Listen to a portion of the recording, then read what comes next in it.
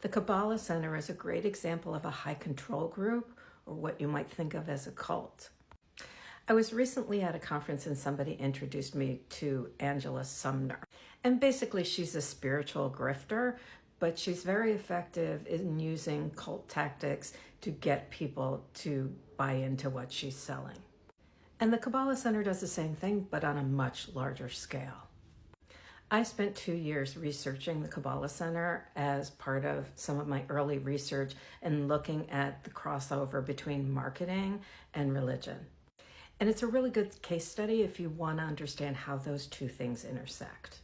Kabbalah, for those of you who don't know, is the mystical arm of Judaism. And traditionally, it's only practiced by men, and you have to be over 40 in order to be able to do it. But the Kabbalah Center, because it's a capitalist institution and not really a religious organization, though it says it is, opens it up to everybody, right? Because you want to make the market as big as you possibly can. So you don't have to be 40, you don't have to be a man, and you don't have to be Jewish.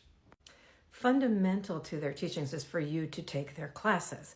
As part of the class, what you get is one free session with the teacher.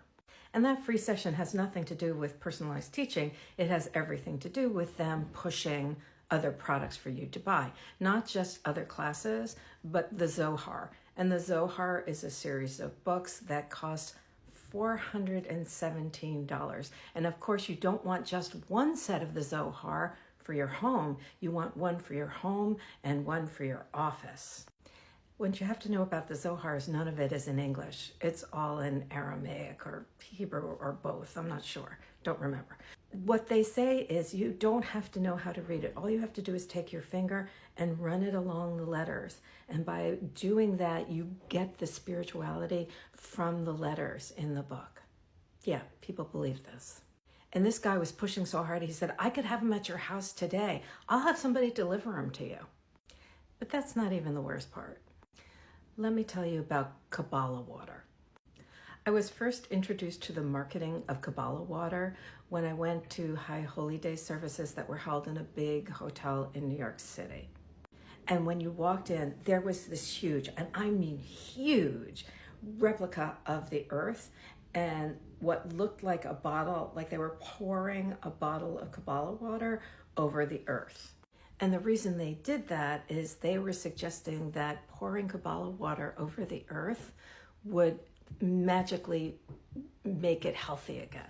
They actually have a film where they claim that they poured Kabbalah water into the water around Chernobyl and it reduced or eliminated the radioactivity.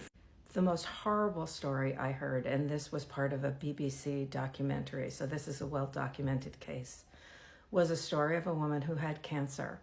And she was told by the people at the Kabbalah Center that if she drank Kabbalah water, that's all she needed to do and her cancer would go away. She spent every dime that she had on Kabbalah water, and I'm sure no one would be surprised to find out that she did not survive. The person who told her that was the gentleman, and I use that term loosely, that I studied with at the Kabbalah Center in New York. It is truly difficult to sit in a room with pure evil like that. And remember, all of this is about marketing. It's about selling water. It's about selling classes. It's about selling the red string. And whether we're talking about a branded product or a spiritual practice, what people do, what marketers do, is try to get you when you are at your most vulnerable. That's when you're going to be most open to stories that are going to help you feel better, to products that are going to help you feel better.